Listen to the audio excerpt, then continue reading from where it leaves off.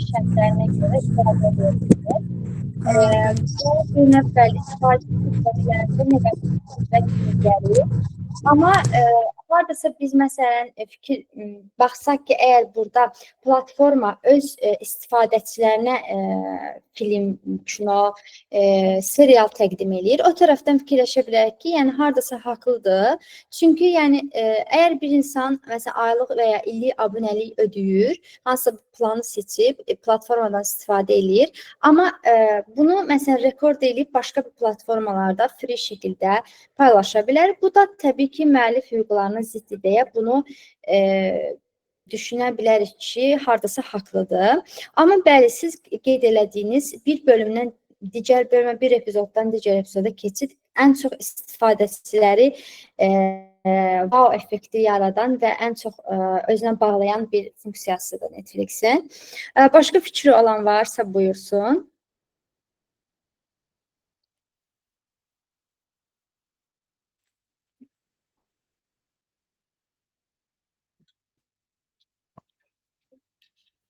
Tamam, gəlin təqdimatımıza davam edək o zaman. Adi məsələn, burada biz sizə Netflixin daxili interfeysindən bir ekran görüntüsüdür.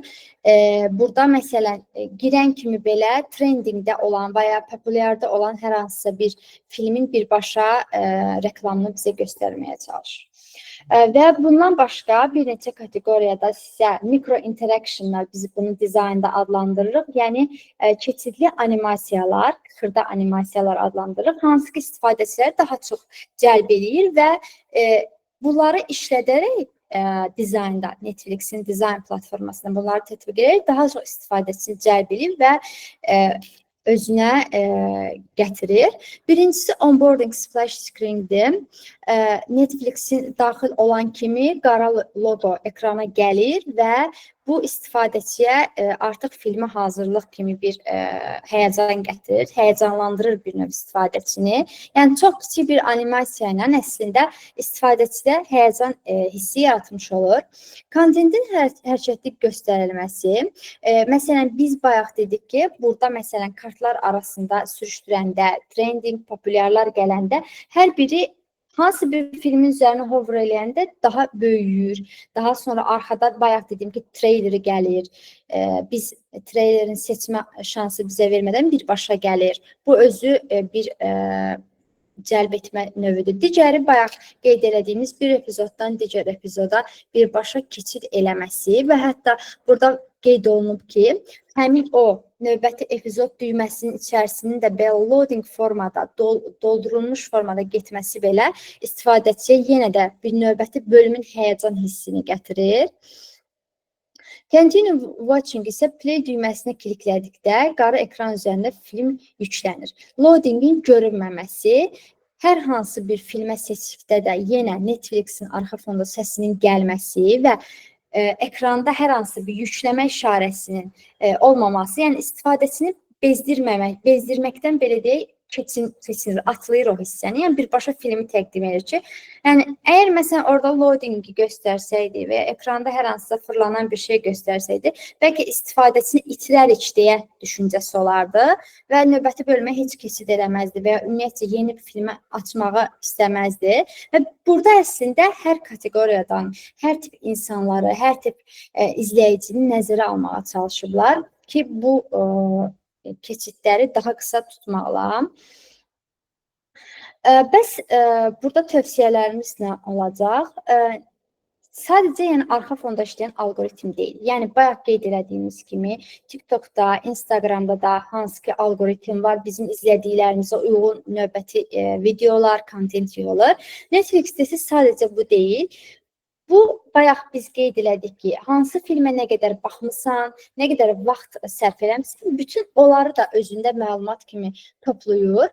Hansı, məsələn, janrda daha çox filmlər arasında gəzmirsən, bunları özündə toplayır və daha güclü bir algoritma ilə bizə gəlir. Tövsiyə sistemi burada sualımız odur ki, UX dizaynı nə qədər rol oynayır? Tövsiyə dizaynı yalnız arxa plandakı algoritm deyil, onu necə təqdim etdiyi və hansı vizual elementlərlə göstərdiyi. Bu nə deməkdir? Necə təqdim etdik? Bayaq dedik ki, biz hansı filmə başlayanda birbaşa məsələn loqo arxa fonda daha doğrusu giriş eləyəndə loqo gəlir. Hansısa bir filmə girəndə səs gəlir arxa fonda və birbaşa filmə keçid edir. Digəri isə vizual element. Bölümlər arasındakı birbaşa keçid. Yəni sən klik etməmiş bölümlər arasındakı birbaşa keçiddir. Bu, yəni vizual elementlərlə daha çox istifadəçinin gözünü oxşuyur. FOMO effekti haqqında biraz danışaq. Fear of missing out sözlərinin baş hərflərindən ibarətdir. Bəlkə bu termini eşitmişsiniz və ya işlədirsiniz. Bir çox sahələrdə işlənir və ya ümumiyyətlə belə deyək, beynəlmiləl bir termindir. Hansı FOMO prinsiplərindən istifadə edir Netflix istifadəçilər üzərində? Onlar haqqında biraz burada məlumat verəcək sizə. Birincisi trending now manipulyasiyasıdır, ikincisi limited time, üçüncüsü də popularity matters. Saxta rəqəmlər, fikir versiniz, sonda sual işarəsi qoymuşam. Trending now manipulyasiyası nədir? Belə deyim sizə. Siz bayaq bunu əslində qeyd elədik. Platformaya girən kimi yuxarı hissədə ya populyarlar gəlir, ya yeni əlavə olunanlar gəlir. Adətən olur trending now. Hal-hazırda trenddə olanlar. Məsələn, bunu nəyə əsasən bizim qarşımıza çıxarır?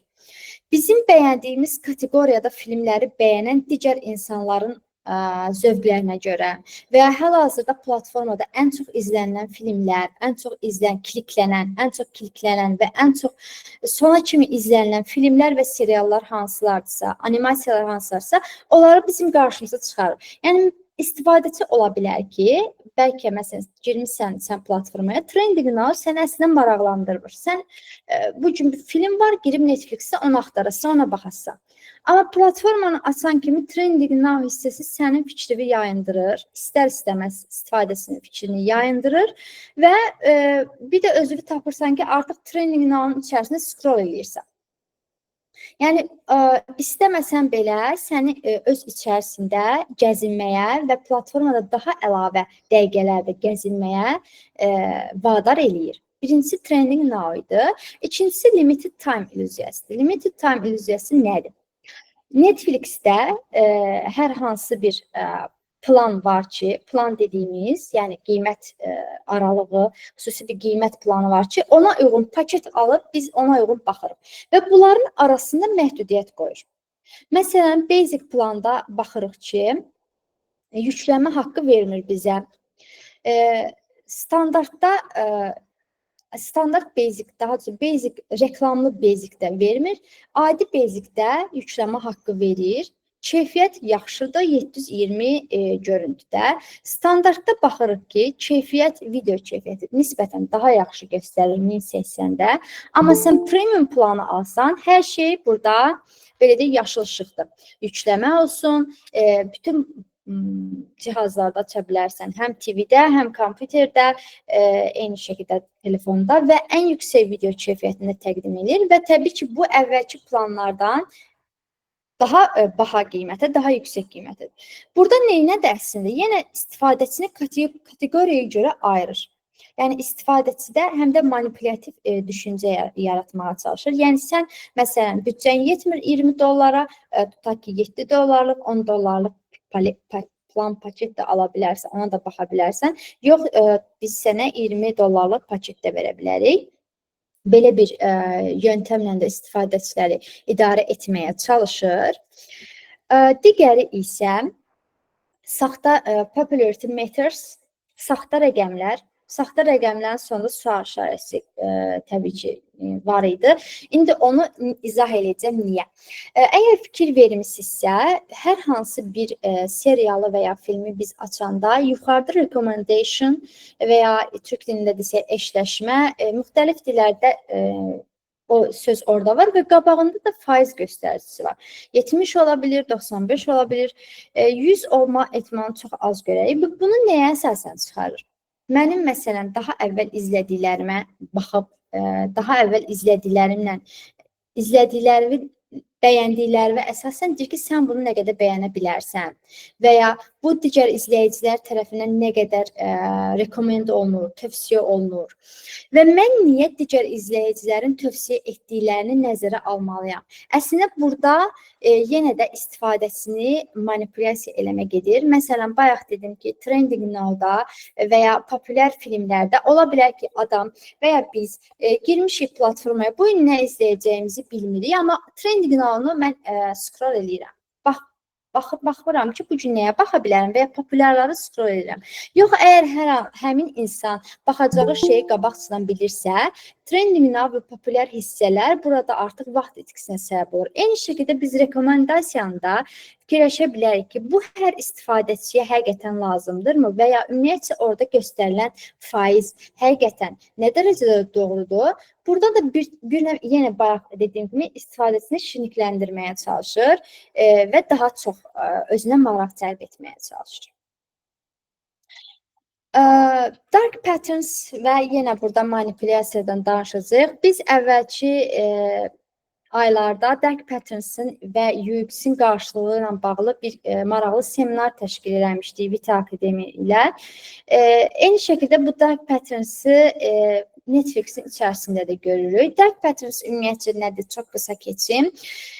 İstifadəçi hər hansı bir saytdan istifadə edir, hər hansı bir platformadan istifadə edir və orada istifadəçinin fikrini yayındıran, istifadəçiyə lazımsız bildirişlər göndərən və ya istifadəsini dəyişdirə bilmədiyi funksiyonallıqlar olur. Bunlar dark pattern adlandırırıq biz dizaynda. Bəs Netflix-in içində hansı dark patternlər və manipulyasiya yolları var? Yəni, necə saxlayır bu qədər istifadəsini əlində HBO Max-dan, Hulu-dan yaxşı neyniyir? Bax, burada deyirik neyniyir. Infinity Scroll standart durma nöqtəsi yoxdur. Yəni, istədiyin qədər scroll edə bilərsən. Ana səhifədən təbii ki, hər hansısa bir janrın içində istədiyin qədər scroll edə bilirsən. Default settingslər nədir? Autoplay düyməsi defaultdur, yəni birbaşa girən kimi sənin üçün aktiv olur. Notificationlar da həmişə aktiv olurlar. Ən böyük dark patterns burada subscription traps'dir. Bu nədir? Abunəlikdən çıxma. Bunu əslində biz təkcə Netflix-də yox, bir çox işlətdiyimiz platformalarda bu hallarla qarşılaşırıq. Profili silmə, profili dondurma, abunəliyi ləğv etmə və ya aldığımız Netflix planını ləğv etmə bu kimi halların çətinliyidir. Bu da bir dark patterns adlandıra bilərik. Və sonuncusu kid-friendly olan manipulyasiya növüdür. Bu nədir?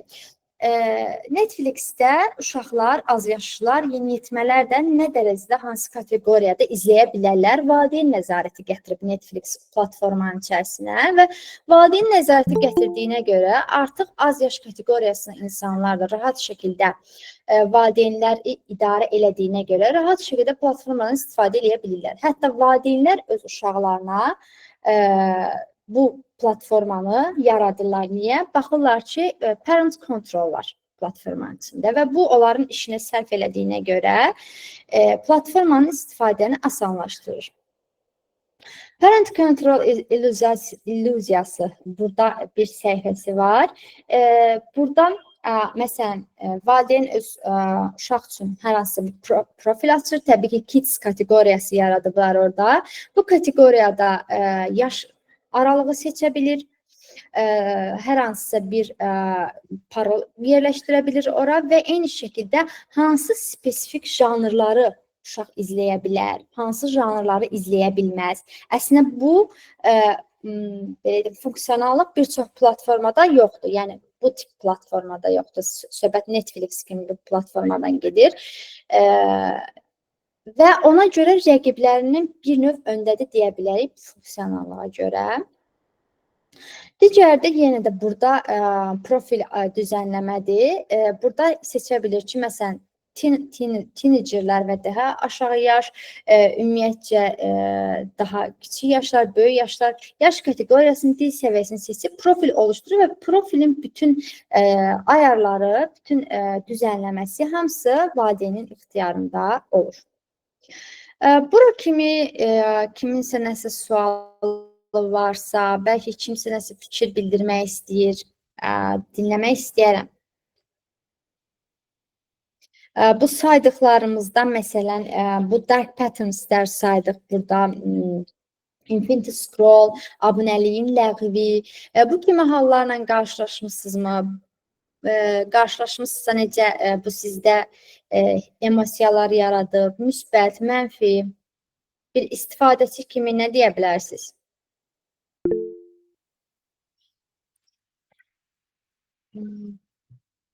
Buyurun Nurayna xanım. Mən heç bu dark patterns'ın bir şey olduğunu bilmədim. Amma indi öyrəndikdən sonra bildim ki, həqiqətən də bir çox proqramlarda bu var. Əsasən də ən məşhur proqramlarda.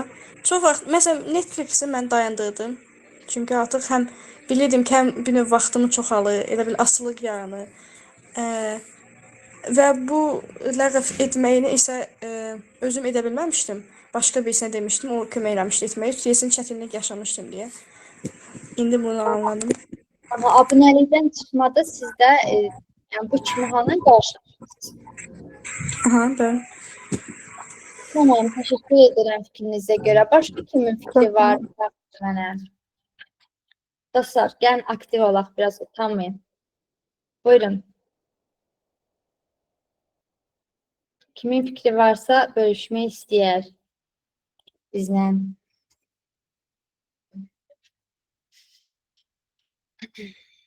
Gəlin keçək növbəti slayda. Burada ümumi çıxaracağımız nəticələrdən danışıram sizə. Hansı ki, biz seminarın başında dedik ki, bu hal-hazırdakı dövrdə, bu dəqiqə hamımızda bəlkə də o problem var. Bu platformada daha çox vaxt keçirmə, bir bölüm deyərək gecəni sabah eləyirik. Bu kimi halların qarşısını almaq üçün nə nəticə çıxara bilərik? Yəni, artıq məsələn UX backgroundunu biləndən sonra Netflix bizim zəifliklərimizi çox yaxşı bilir. Hardan bildi bu zəifliklərimizi? Bayaq dediyim kimi hansısa bir janrın içərisində nə qədər gəzindiyimizi, hansısa bir ana səhifədə nə qədər, hansı janrda nə qədər scroll etdiyimizi, bir filmə nə qədər baxıb baxmadığımızı, buradan bir nəticə çıxardı. Bizə bir persona yaratmışdıq əvvəldə, düzdür? Yəni bu texnologiya sırf ki, hər hansısa bir istifadəçi məni bu janrı sevir, bunu izləsin, bu janr trenddədir, bunu izləsin. Təkcə məqsəd o deyil. Eyni şəkildə burada işin içərisinə marketinq girir təbii ki. Platforma nədir əsas məqsədi? Daha çox kütlə sahibi olmaq, daha çox istifadəçi yığmaq, daha çox plan sahibi, yəni ödənişli, daha yüksək ödənişli istifadəçi yığmaq və bununla da əslində öz bazarını, öz şirkət olaraq öz strukturunu daha da möhkəmləndirir. Yəni ona əsasən bizim belə deyək, bu gördüklərimiz hər şey ona əsasən dizayn edilib. Yəni sadəcə istifadəçi ilə empatiya qurmur, öz məqsədləri də var və onun öz məqsədləri olduğuna görə bizim də öz məqsədlərimiz olmalıdır ki, platformadan şuurlu şəkildə istifadə etməliyik.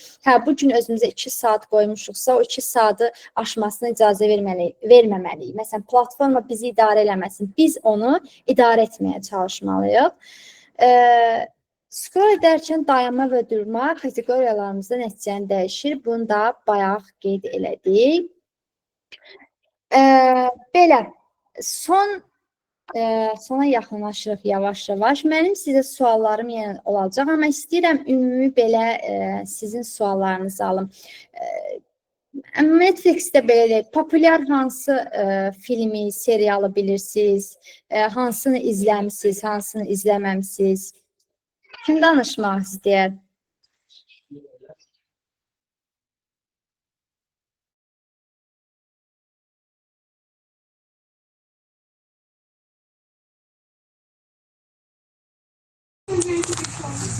Bu yaxınlarda məşhur olan Squid Game-i demək olar. Demək olar ki, hər yerdə var.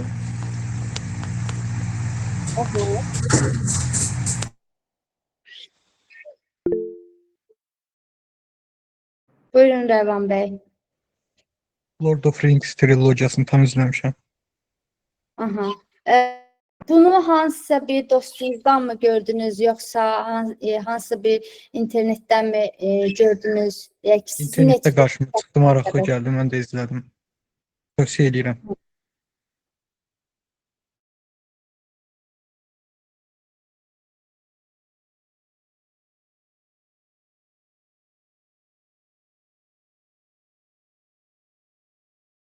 başqa fikri olan varsa buyura bilər.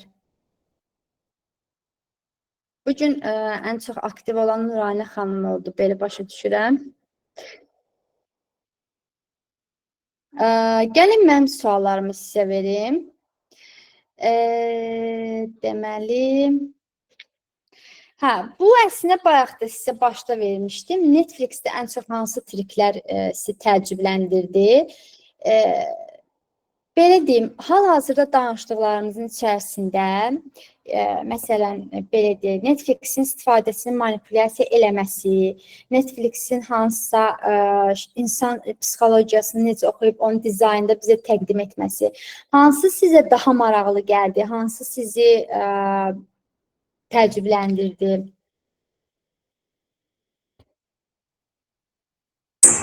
Mən deyərəm ki, psixologiya ilə bağlı olan. Çünki həmçinin belə hədəf də bilinir ki, daha çox gənc yaşlı insanların hal-hazırda trenddə nəylərə marağı var deyə. Onunla yəni daim update olunur deyə. İnsanlar daim manipulyasiya olunur və ondan asılı qala bilər. Yaxşı, onda sizə belə bir sual verim. Biz bu manipulyasiyadan özümüzü qorumaq nə kimi hallar özümüzə tətbiq etməliyik? Nə kimi etməliyik?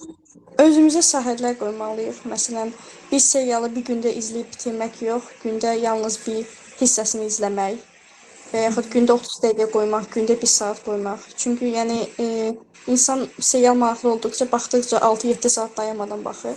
Ona görə deyirəm ki, məsələn, eyni asılılıq məndə də var idi.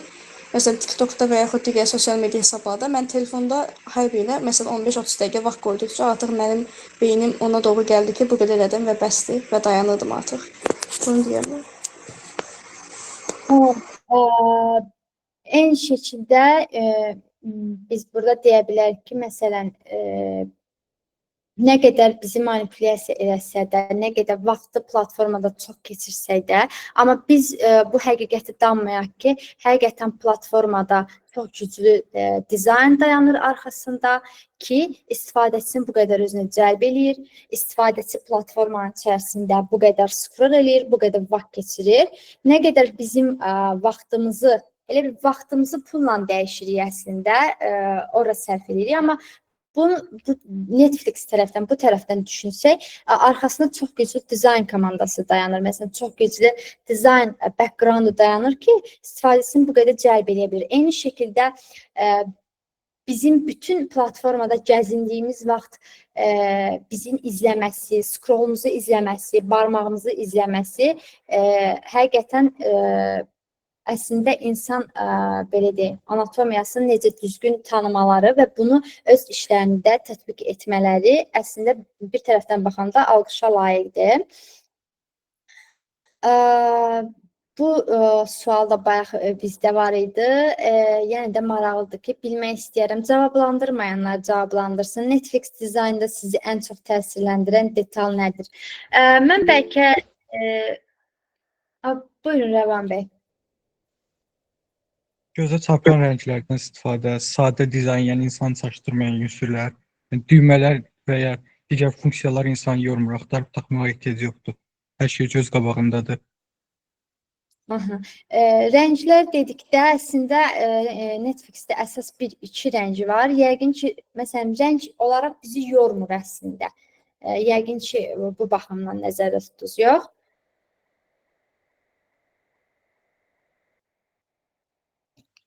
Bəli, bəli. Tamam. Başqa kim fikir bildirmək istəyər? Maraqlıdır dostlar mənə. Buradan ad çəksəm, Güllü xanım, Güllü Əhmədzadə. Sizdən soruşuram ki, sizi Netflixin dizaynında ən çox təsirləndirən detal hansıdır? Günay xanım var burada, sizə də eyni şəkildə.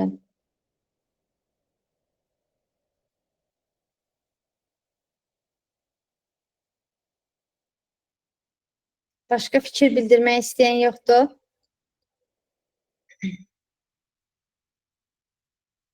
Tamam, Tam növbəti sual. fikrim yoxdur, ona görə fikirləşirəm, amma tapa bilmirəm. Ona görə Yəni cavab siz vermədim. formadan istifadə eləmisiniz daha əvvəl? Yəni İstifadə hal-hazırda. eləmişəm, bəli. Hal-hazırda istifadə Hə, edirsiniz? bəli, eləyirəm.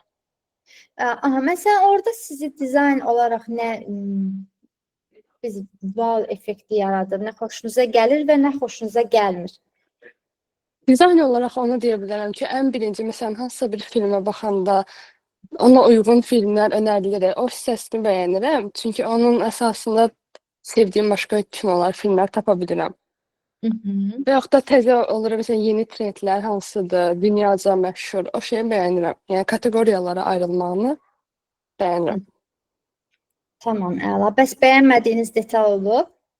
Bilmədiyim bir detal ağlıma gəlmədi, yox əslində. Sadəcə bəzən filmlərin üstünə vuranda, yəni onların fraqmanına baxmaq istəyəndə bir dəfəlik şey açılır. Neçə sezon olduğunu, Aha. yəni açılmamış neçə sezon, neçə bölüm olduğunu görə bilmirəm. Birinci sezonu Eynən. görürəm, amma ikinci və üçüncü açılmır. Yəni mən o filmə başlayam ki, sonra görüm. Bəlkə də mən onu Bəli. tapa bilmirəm, amma o şeyini bəyənmirəm. Yox, mən razıyam. Bu problem ən çox laptop appdə web və ya brauzer üzərindən açanda yaşanır. Hətta TV üzərindən də Hə, bəzən yaşanır bu hal.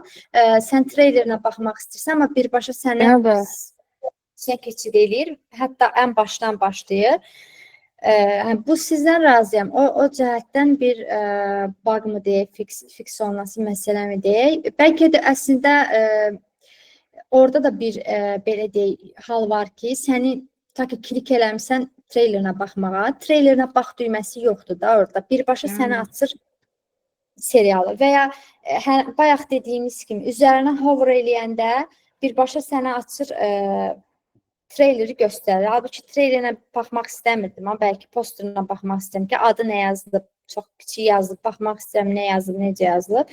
Birbaşa treyleri təqdim eləyir. Bu kimi hallar yenə də səni belə deyim, istifadəçini yora bilər. Eyni şəkildə məsələn sən də bir istifadəçi kimi bundan narazı qalmısan və sənlə razıyam. Bu halla bir istifadəçi kimi mən də qarşılaşmışam.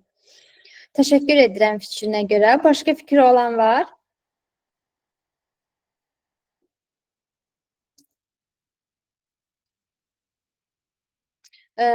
Bir sualımızda öz izləmə vərdişlərinizdə nə dəyişəcəksiniz deyə. Əslində bayaq bunu xanımlardan biri izah elədi ki, vaxtımıza qənaət eləməklə 2 saat özümüzə qoymuşuqsa o qədər vaxt orada keçirməliyik. Başqa bəlkə bizim heç məsələn biz bu vərdiş nəticəni çıxartdıq. Başqa kimsə bəlkə fərqli bir nəticə çıxarıb buradan bildirmək istəsə bizə. Eşidirik. Buyurun, kimsə danışmaq istədi. Buyurun, Rana xanım. Mən bir şey də yəni hiss eləmişdim ki, artıq seriallar, məsələn, əvvəllər 1 saatdan artıq oldusa, indi hər bir serial, məsələn, 30 dəqiqə olur. Çünki bizim attention spanımız da azalıb deyə artıq insan tez-tez istəyir, baxsın, daha yenisi gəlsin. Artıq səbri çatmır 50-60 dəqiqəyə baxmağa. Buna görə bu düşünürəm ki, kömək ola bilər. Məsələn, adi YouTube videosuna belə baxırıq və tez kommentə gedirik, məsələn. Amma onun yerinə oturub, məsələn, uzun videoları kommentə zada gitmədən sadəcə oturub, heç bir sürətli şəkildə etmədən baxmaq, məncə insanın biraz attention spanını yavaş-yavaş düzəltməyə doğru gedə bilər. Yəni ki, daha uzun filmlərə baxmaq, artıq yalnız 30 dəqiqə, 30 dəqiqə yox, daha uzun filmlərə baxmaq, 2 saat, 3 saat və s.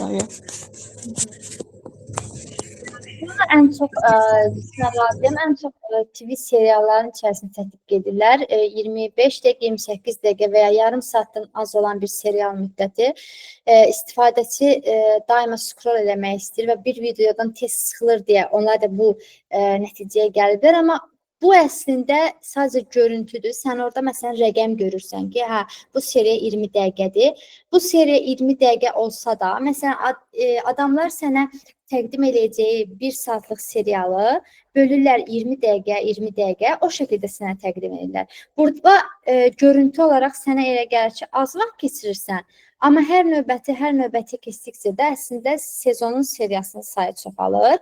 Bir növ rəqəmlə səni əslində orada belə desək, necə desək, aldatmağa çalışır ki, sürəsi azdır, sən çox rahat şəkildə bu bölümü bu gün bitirərsən. Bu təxəyyülü yaradır əslində. Belə, dostlar, bu danışdıqlarımız ümumiyyətcə UX backgroundu, dark patterns, UX-də manipulyasiya. Biz bugün bir Netflix-in içindən danışdıq, amma daimi olaraq hər gün işlətdiyimiz fərqli platformalar var ki, hamısının UX backgroundu fərqlidir və içinə girib araşdırsaq, hamısında daha maraqlı nüanslar ortaya çıxır. Hansı ki, bugün məsələn çıxan nüansları əslində istifadəçi kimi hamımız qarşılaşmışdıq, amma yeni terminlərlə onlarla tanış olduq. Bütün bunları biz UI UX Bootcamp'ində, Vita Akademiyada tədris edirik. 6 aylıq müddətdə gəlib öyrənə bilərsiniz. 3 ay bizdə nəzəri hissə olur. Növbəti 3 ay isə praktika yönümlü olur. Təbii ki, müəllimin nəzarəti ilə bərabər. Real layihələr üzərində işləyirsiniz. Eyni şəkildə həm yerli şirkətlərdə, həm də xarici şirkətlərdə, yəni xarici şirkətlərə çıxma imkanınız var, remote işləmə imkanınız var. Odur ki, sizi əgər maraqlanırsınız, əgər həqiqətən sizə maraqlı gəldisə, bütün bu danışdıqlarımız və ümumiyyətcə UI UX maraqlı gəldisə, gəlib bizə qoşula bilərsiniz, birlikdə öyrənərik. Belə, əgər kimin başqa sualı varsa, buyurub verə bilər və ya fikri varsa, sonda buyurub verə bilər. Ümumiyyətcə, bugünkü seminar ümid edirəm ki, hər birinizə az da olsa nəsə qatdı. UX-ə maraqlananlara, təzə öyrənməyə başlayanlara yeni terminlər qatdı. Ümid edirəm ki, gedib bunu daha yaxşı araşdıra bilərsiniz və ya öyrənməyə həvəs yaratdı sizə. Başqa bir sualınız yoxdursa, bu gün hamıya bu webinarda... Məndə internet problemindən biraz gec qoşuldum. Sadəcə bilmək istəyirəm ki, bunun rekordu var, o baxa bilmədiyim yerlərə baxmaq üçün. Rekordu bir dəqiqə. Zəhra xanım, siz buradasınız? Salam, bəli, rekord olunub. Recording sizinlə paylaşılacaq. Hə, çox sağ olun. Sadəcə məndə internetə görə mən bir 15 dəqiqə gec qoşuldum. Ona görə bəzi yerlərini qaçırtdım. Çox sağ olun. Bu halları nəzərə alaraq recording edirik, sizinlə paylaşılacaq. Çox sağ olun, çox sağ olun. Buyurun, siz sağ olun. Dostlar, hər birinizə təşəkkür edirəm. Bugün qoşuldunuz, bərabər vaxt keçirdik. İnşallah gələn seminarlarda görüşənədək təşəkkürlər bir daha. Çox sağ olun, təşəkkür edirəm. Çox sağ olun. Çox sağ olun, Təşəkkürlər. Çox sağ olun, çox sağ olun. Siz sağ olun.